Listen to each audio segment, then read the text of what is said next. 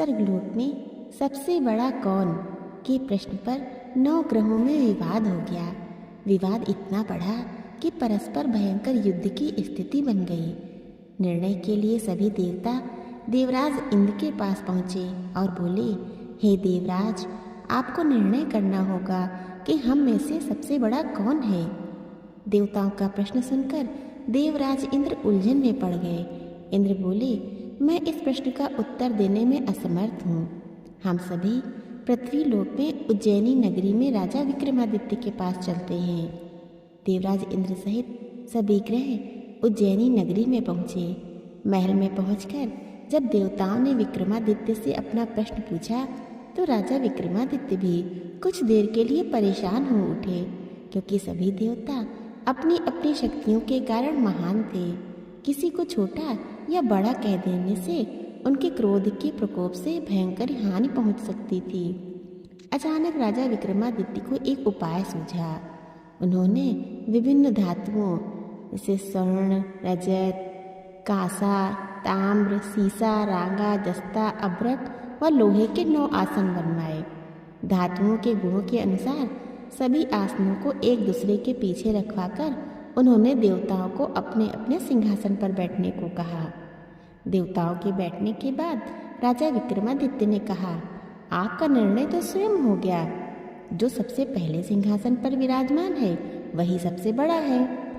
राजा विक्रमादित्य के निर्णय को सुनकर शनि देवता ने सबसे पीछे आसन पर बैठने के कारण अपने को छोटा जाना।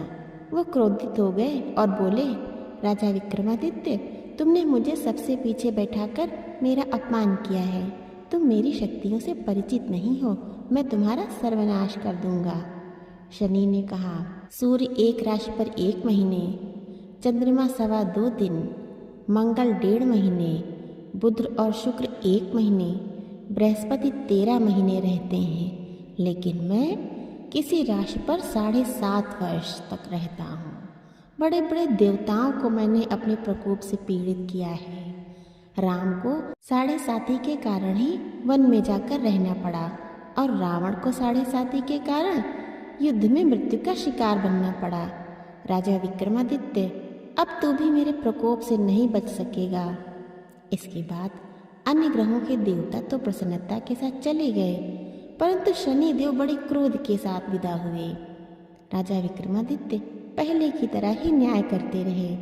उनके राज्य में सभी स्त्री पुरुष बहुत आनंद से जीवन यापन कर रहे थे।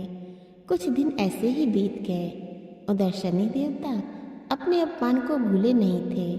विक्रमादित्य से बदला लेने के लिए एक दिन शनि देव ने घोड़े के व्यापारी का रूप धारण किया और बहुत से घोड़ों के साथ उज्जैनी नगरी पहुँचे।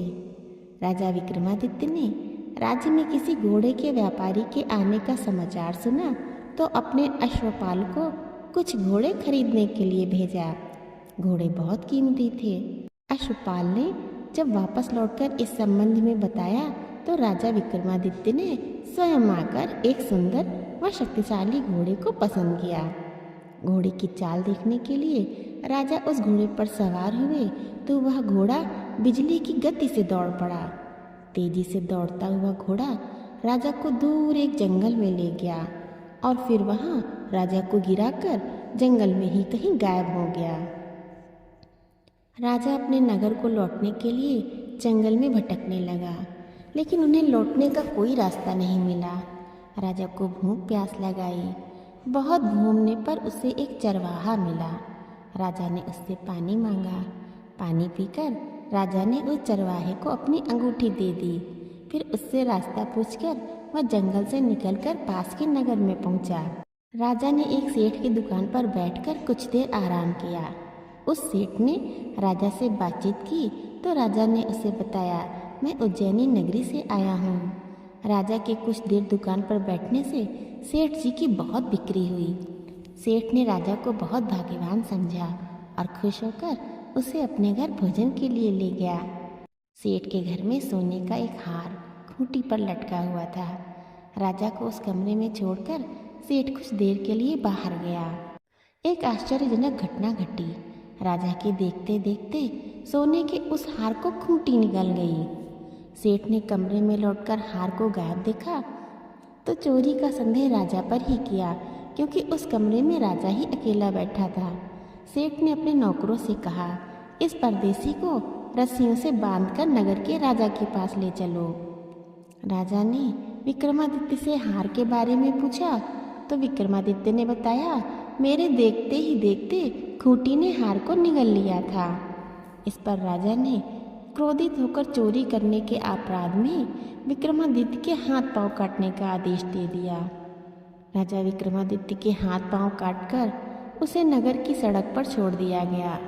कुछ दिन बाद एक तेली उसे उठाकर अपने घर ले गया और उसे अपने कोल्हू पर बैठा दिया। राजा आवाज देकर बैलों को हाँकता रहता। इस तरह तेली का बैल चलता रहता और राजा को भोजन मिलता रहता। शनि के प्रकोप की 7.5 पूरी होने पर वर्षा ऋतु प्रारंभ हुई। राजा विक्रमादित्य एक रात मेघ मल्हार गा रहा था कि तभी नगर के राजा की लड़की राजकुमारी मोहिनी रथ पर सवार होकर उस तेली के घर के पास से गुजरी। उसने मेघ मल्हार सुना तो उसे बहुत अच्छा लगा। उसने दासी को भेजकर गाने वाले को बुला लाने को कहा। दासी ने लौटकर राजकुमारी को अपंग राजा के बारे में सब कुछ बता दिया। राजकुमारी उसके मेघ मल्हार से बहुत मोहित हुई, अतः उसने सब कुछ जानकर भी अपंग राजा से विवाह करने का निश्चय कर लिया। राजकुमारी ने अपने माता पिता से जब यह बात कही तो वे हैरान रह गए। रानी ने मोहिनी को समझाया, बेटी तेरे भाग्य में तो किसी राजा की रानी होना लिखा है, फिर तू उस अपंग से विवाह करके अपने पांव पर कुल्हाड़ी क्यों मार रही है। राजकुमारी ने अपनी जिद नहीं छोड़ी। अपनी जिद पूरी कराने के लिए उसने भोजन छोड़ दिया और प्राण त्याग देने का निश्चय कर लिया। आखिर राजा रानी को विवश होकर अपंग विक्रमादित्य से राजकुमारी का विवाह करना पड़ा। विवाह के बाद राजा विक्रमादित्य और राजकुमारी तेली के घर में रहने लगे। उसी रात में स्वप्न में शनिदेव ने राजा से कहा, राजा तुमने मेरा प्रकोप देख लिया, मैंने तुम्हें अपने अपमान का दंड दिया है।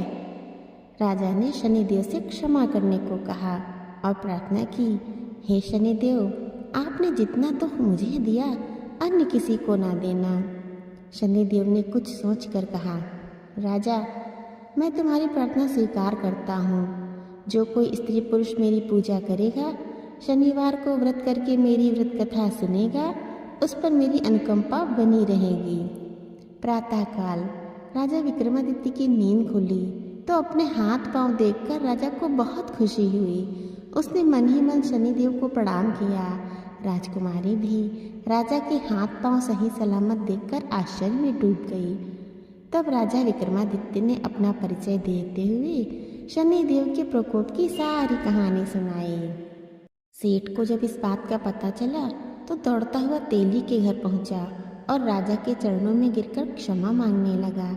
राजा ने उसे क्षमा कर दिया, क्योंकि यह सब तो शनिदेव के प्रकोप के कारण हुआ था।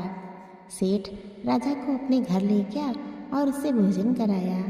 भोजन करते समय वहाँ एक आश्चर्यजनक घटना घटी। सबके देखते देखते उस खूंटी ने हार उगल दिया। सेठ जी ने अपनी बेटी का विवाह भी राजा के साथ कर दिया और बहुत से स्वर्ण आभूषण धन आदि देकर राजा को विदा किया। राजा विक्रमादित्य राजकुमारी मोहिनी और सेठ की बेटी के साथ उज्जैनी पहुँचे तो नगरवासियों ने हर्ष से उनका स्वागत किया। अगले दिन राजा विक्रमादित्य ने पूरे राज्य में घोषणा कराई कि शनिदेव सब देवों में सर्वश्रेष्ठ हैं।